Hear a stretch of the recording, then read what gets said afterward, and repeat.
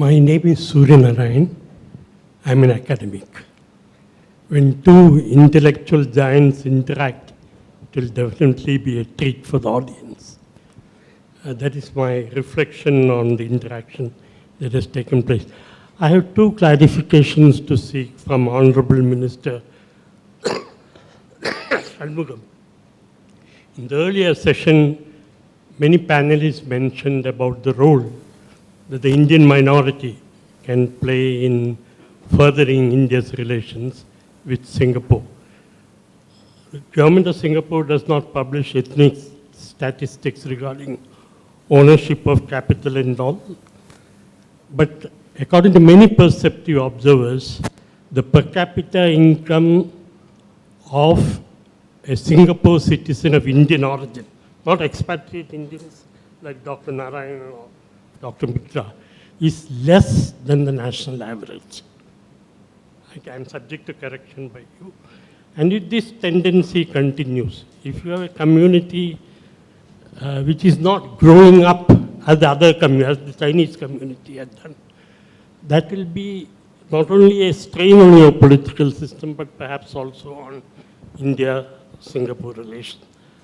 I would love to know from you how the leadership of the community, to which you also belong, is endeavoring to bring up the community educationally, economically, and all. Okay. The second one, if I may. I think, please, there are many people asking questions, so please, yeah. Mr. Minister. I think there are three parts to the question. One is, what is the performance, economic performance of the Indian community in Singapore? Two, is that likely to lead to frictions within Singapore society? And third, what impact will that have on India-Singapore relationships? Let me deal with the third, because that comes from a misperception that India interacts with Singapore on the basis of how its Indian minorities perform.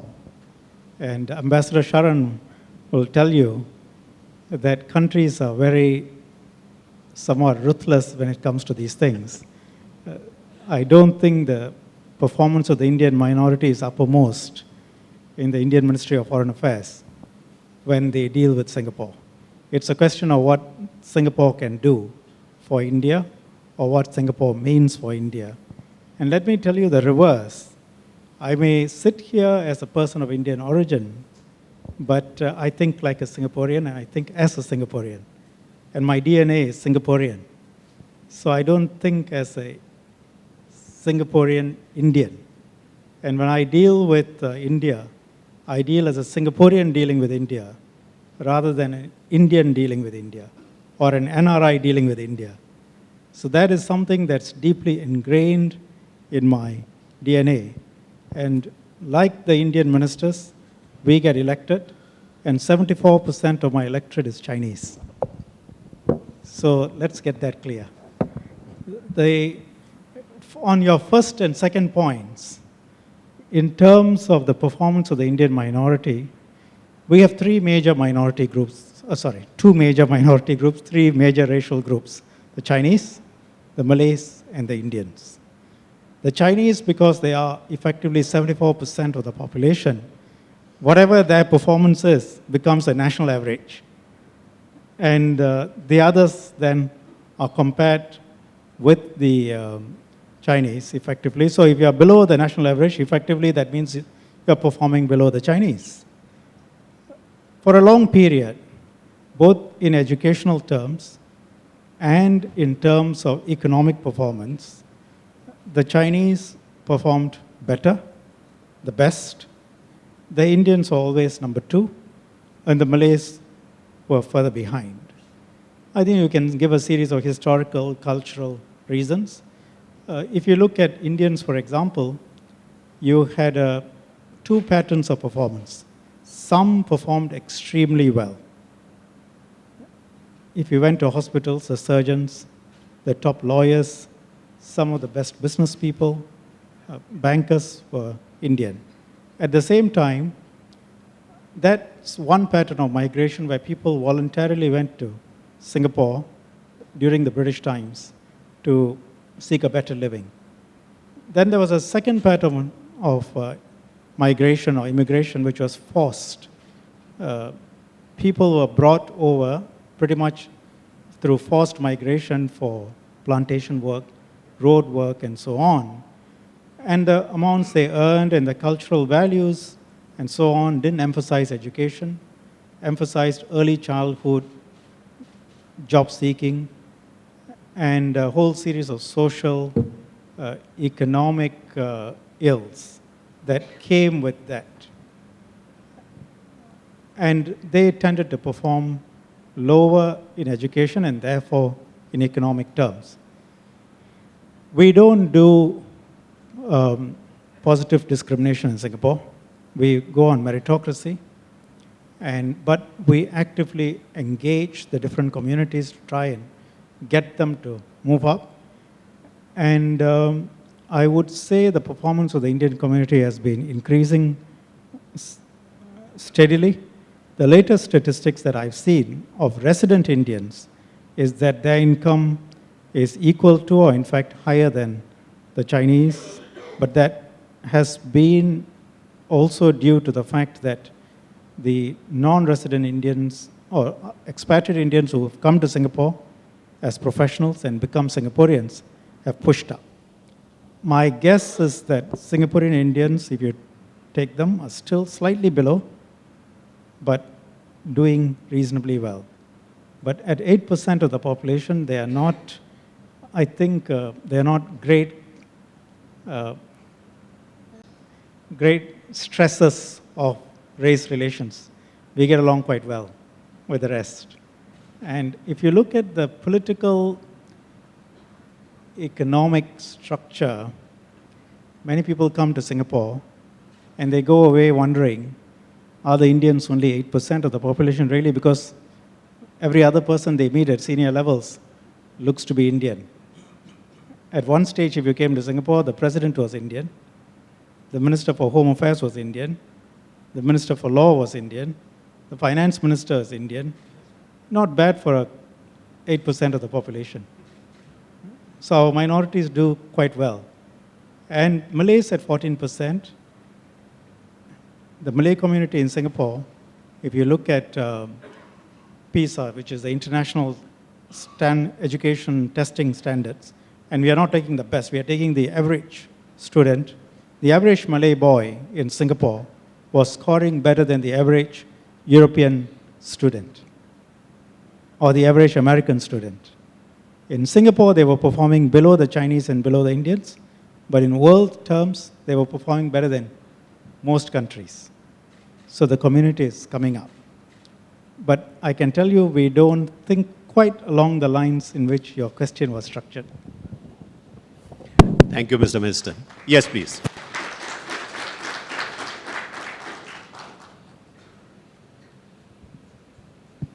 Good evening, Minister. I'm Ahmad Buhari. We are an energy and infrastructure company, actually operate out of Singapore and Chennai, so twin centers.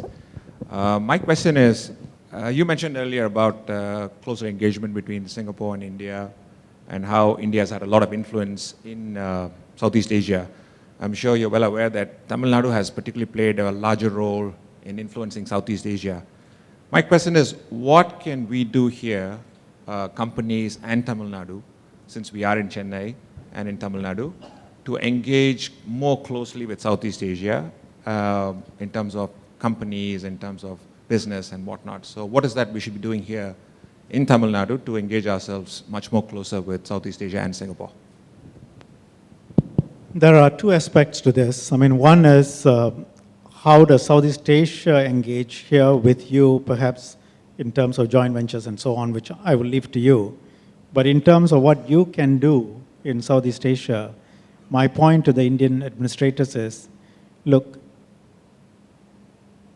if any of you came to Singapore, you won't feel out of place. Because first, the medium of communications, English, everyone speaks English. Rule of law, it's easy to get in. You have Indian culture, the business standards are international, so you will find it seamless to integrate and work, do business out of Singapore. And I mentioned that because we have consciously gone out to be that. Not so much that people can come and stay in Singapore, but for businesses to locate in Singapore, to go into the region. And with ASEAN coming together as an economic community, now, don't get me wrong, it doesn't mean that, for example, there's going to be free movement of services. Services is always a problem, because in every country, the services are very protective, right? So, but in terms of movement of manufactured goods, decentralizing factors of production, meaning raising capital in Singapore, locating your industry in Thailand, using ASEAN as a market, it is more and more feasible because the tariffs will come down substantially. The infrastructure will be upgraded so that it's going to be a freer movement of goods and services. And what did I mean by Indian industry having a competitive advantage?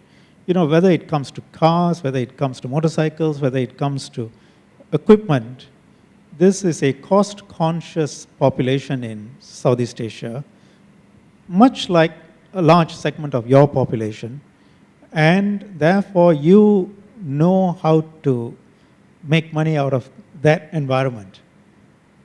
So many of you would be able to say, base yourself in Singapore, as 6,000 companies do, and suss out the opportunities that are available in Thailand, in Cambodia, in Vietnam, in Myanmar as it opens up, and say, how can you export to them? How can you engage, synergize the factors of production around the region? So there's a tremendous opportunity. And I think, seriously, a good FTA between ASEAN and India would be an important platform for that. And a greater economic integration between this region would help you tremendously, as it would help us. I mean, it cannot be one way. Any other question? Yes, please. Commodore Watson, associated with the two think tanks. My question is regarding Singapore would be closely observing the so-called Make in India promotion campaign that's taken deep root.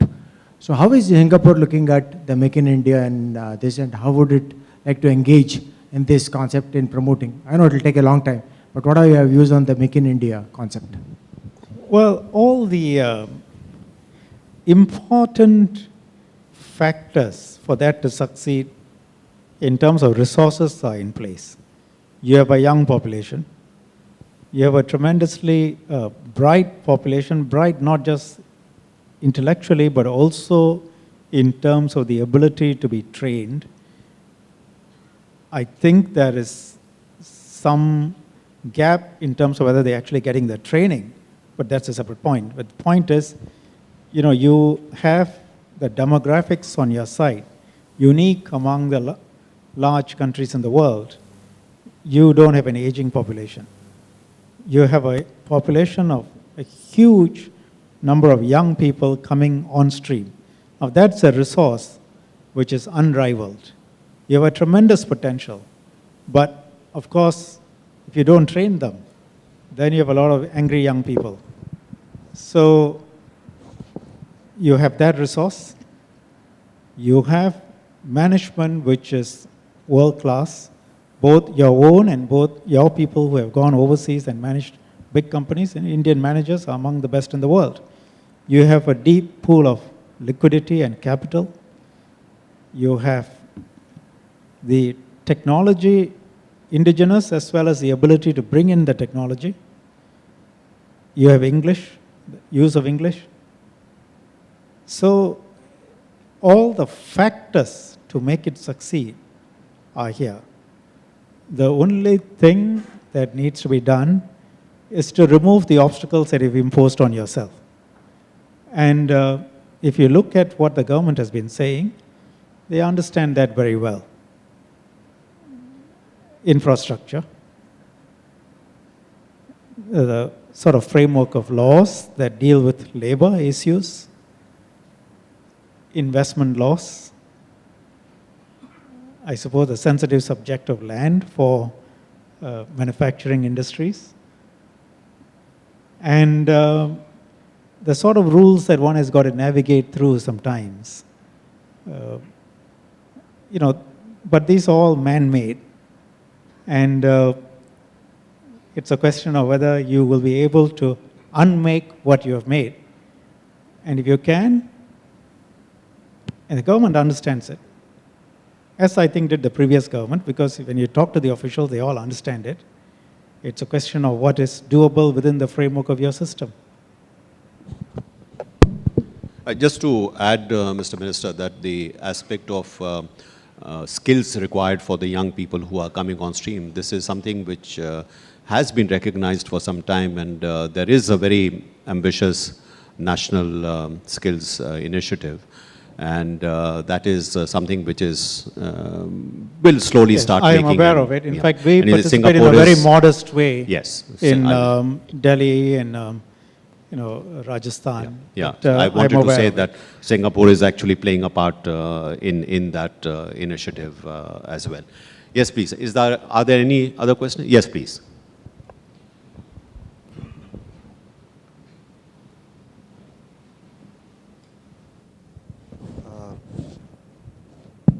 Minister, this is Jitendra Goenka from 3F Industries.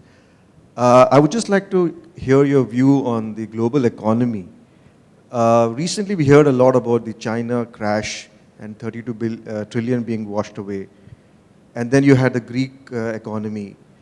Isn't there an architecture in the global financial economy which is kind of hemorrhaging and a lot of speculation causing that?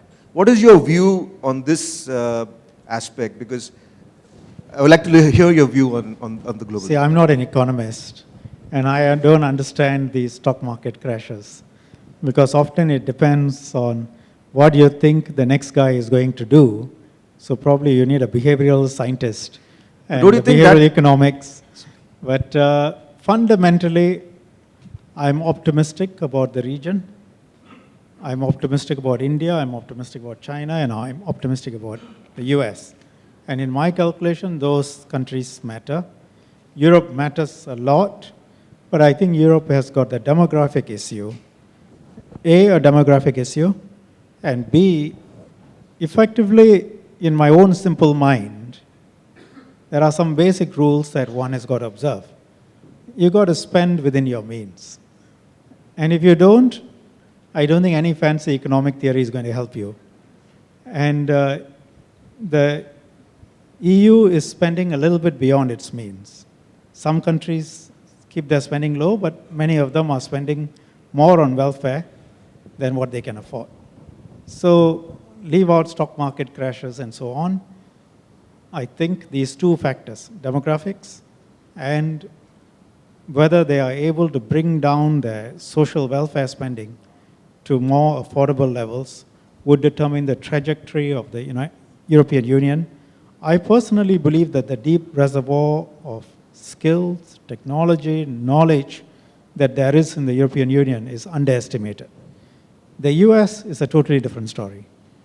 Young, dynamic, demographics still in the right side, and the ability to absorb the latest technologies, big data, robotics, which is now equalizing or in fact giving a cost competitive advantage versus the so-called low-cost labor, and the ability to access shale gas at $3 compared with your landed cost here probably at, I don't know, $15, $16, $18. I think these give the United States tremendous advantage. And if the US grows, all of us grow. China, leaving aside the stock market and the bubbles and the speculation, the basic point is they've put in a huge amount of infrastructure. And those are the sinews of industrial power. And they are now the workshop of the world. The whole, for over 20 years, people have been predicting a crash in China, and that China will somehow go down. I think that's all wishful thinking. I think China is at that stage where they will go to the next stage, and they will do well. And I personally believe that your economy will also do well it's a question of whether it's going to grow by 7.5% or whether it's going to grow by 9.5%. Yes, please. So I'm Dr. Prakash.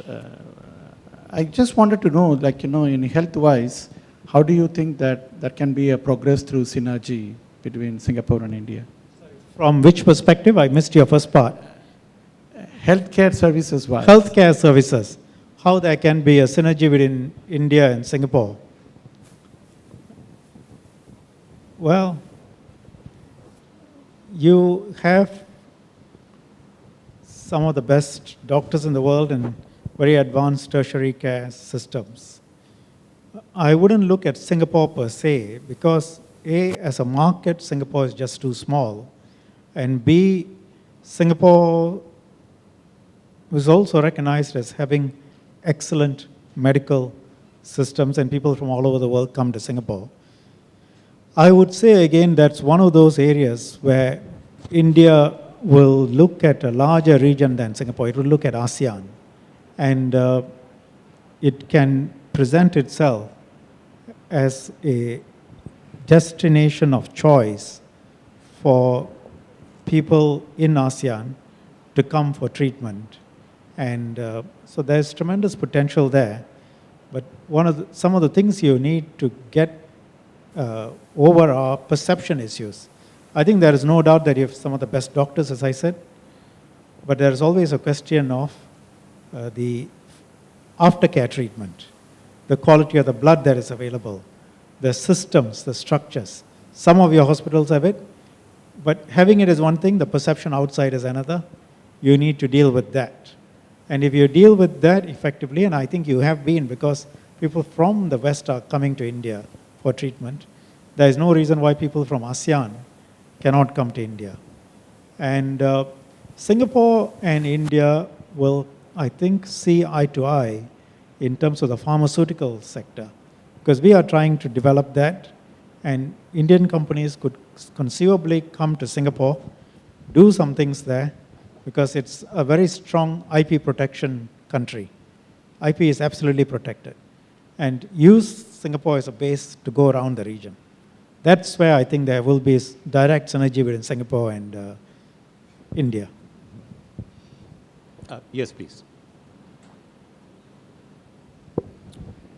Good evening, Minister. My name is Rafiq. I'm the Managing Director from Eduquest International Institute from Singapore.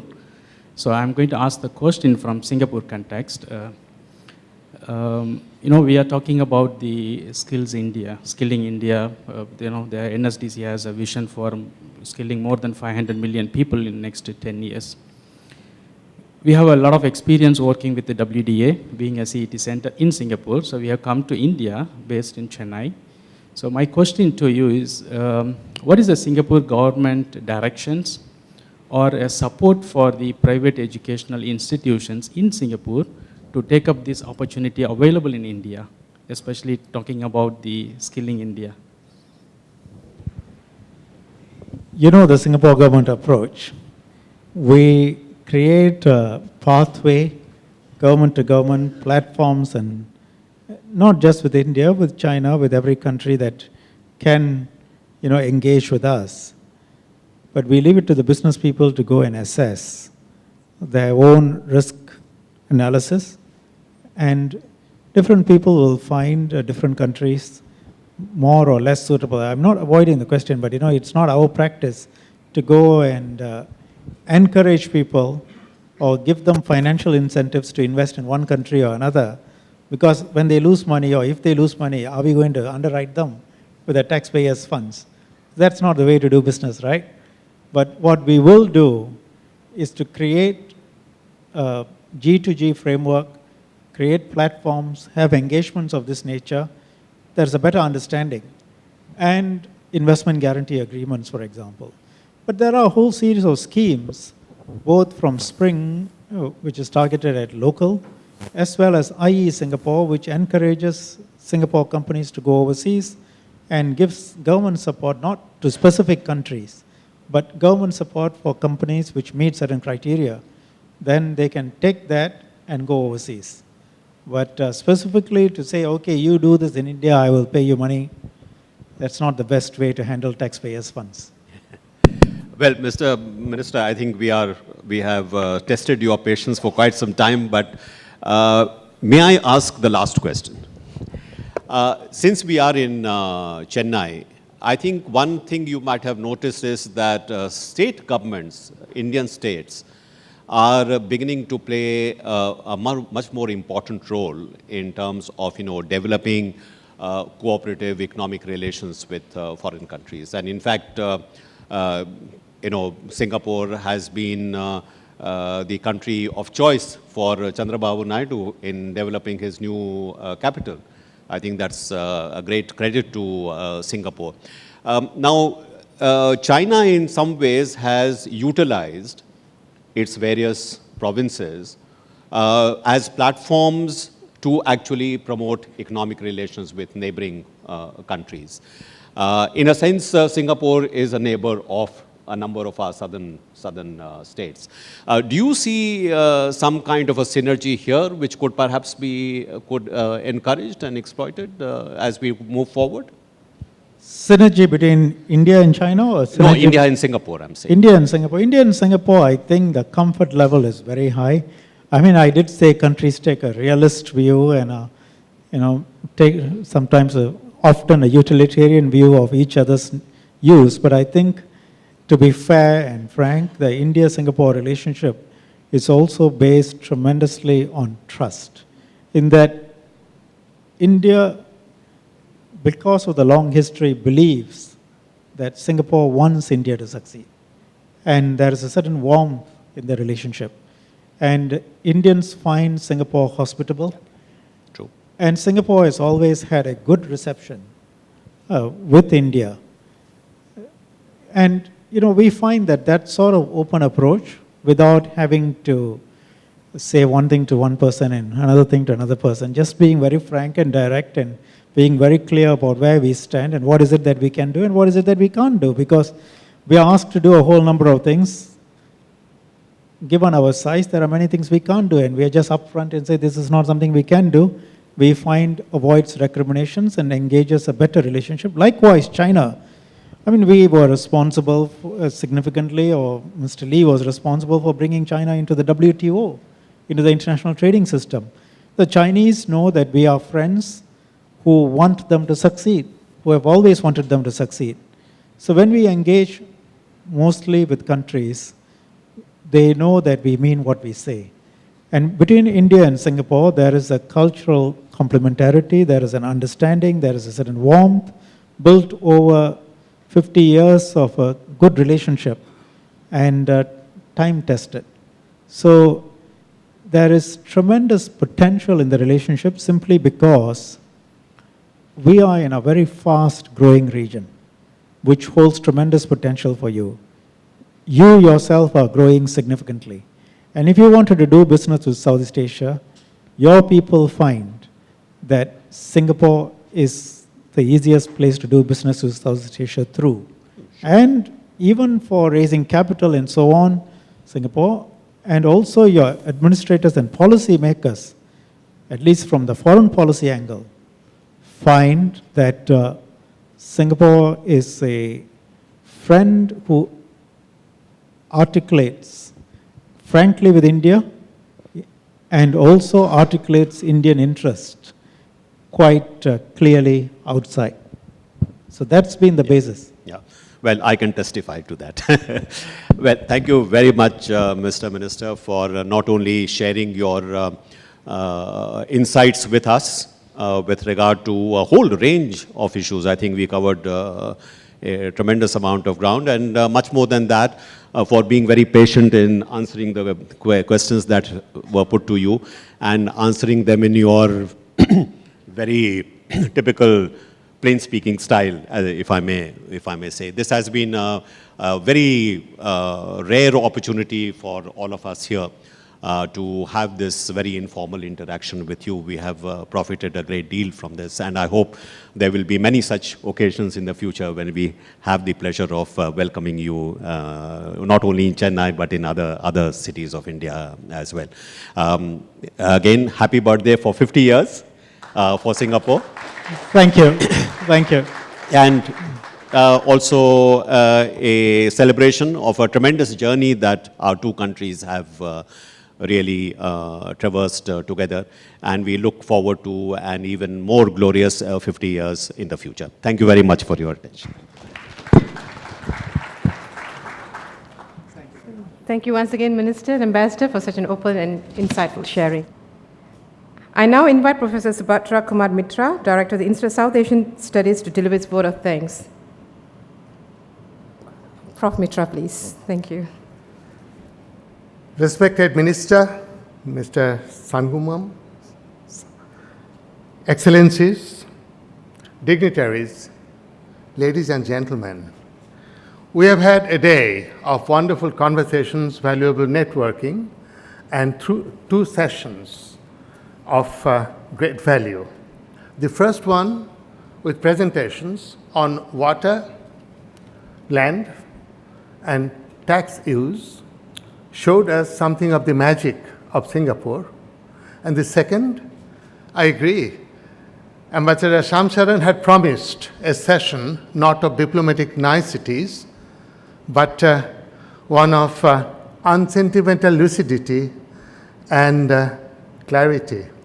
Our expectations have been fulfilled. Now it's my opportunity on behalf of the Institute of South Asian Studies of NUS Singapore to propose a vote of thanks. Now, a vote of thanks is often seen as a meaningless ritual and unnecessary appendix to a day of cerebral work. I don't look at it that way. A vote of thanks is a moment of transition. It's a formal end to a day and an opportunity to reflect on the takeaway from the day so that the day can enrich the future to come.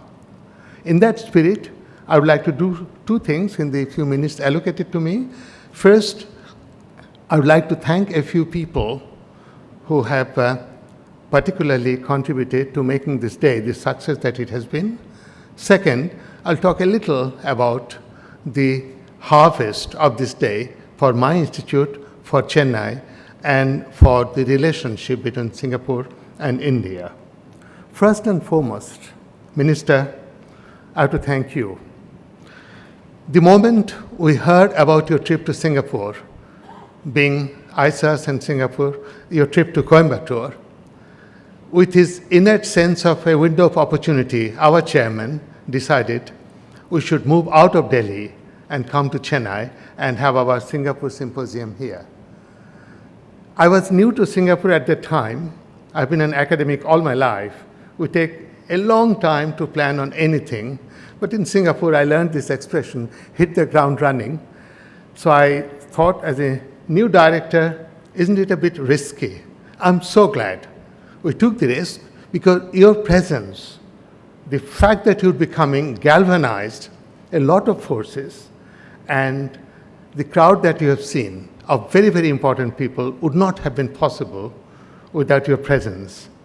I had only recently arrived in Singapore when I saw on the television your bravura performance in St. Gallen in Switzerland. Today I have had an opportunity to see you in real life, and thank you very, very much for that. I would now mention a few other people. I'd like to thank Ambassador Shamsaran for the excellent mentoring and monitoring of the flow of powerful thoughts in the second session.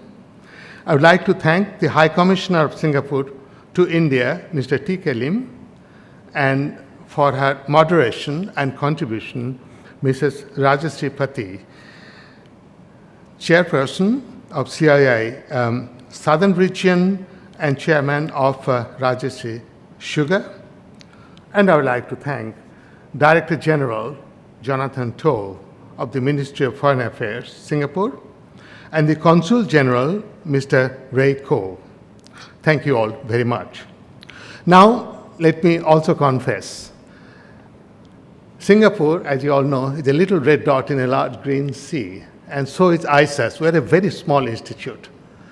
We like to think globally and act locally, but Chennai is not part of our locality. So the issue was, how do we organize a symposium of this scale? We are singularly fortunate in having a human bridge who belongs to us and to Chennai. That's Dr. Narayanan, a remarkable man of many dimensions. His help was very, very important to us in pulling it together. And the network and the muscle power came from the Confederation of Indian Industry. And the team of three musketeers, Satish, Mahesh, and Madhu, were very, very helpful. They are our co-organizers. I am extremely grateful to you. Ladies and gentlemen, you have graced this occasion with your presence. You have helped us with your questions and insights, and in the process given me, the new director of the Institute of South Asian Studies, a hard task to live up to. As you can see, this is the first time I'm coming back home in my new avatar as the director of an institute, and is coming out of Singapore to Chennai, which has helped me appreciate once again the magic of Singapore. Now, this barren island did not discover gold, uranium, diamond, or oil. Its sheer intellectual power and the capacity for resolute action using nothing more than institutional arrangements and incentives. I'm a political scientist. I know how these things are done. The challenge is now, how does ISAS become the intellectual hub it would like to be for a two-way knowledge flow? How to marry Singapore dynamism to the vitality of South Asia? That, ladies and gentlemen, is my takeaway, and I've learned from Chennai that it has paid to take the Singapore Symposium out of the national capital, and Chennai might have shown the way towards Mumbai and Kolkata and other places of South Asia where we will take our road show. That would not have been possible without the help of the two ministries that support us, the Ministry of Foreign Affairs and the Ministry of Trade and Industry. To them and beyond them, the Singapore taxpayer, I would like to say a very big thank you again.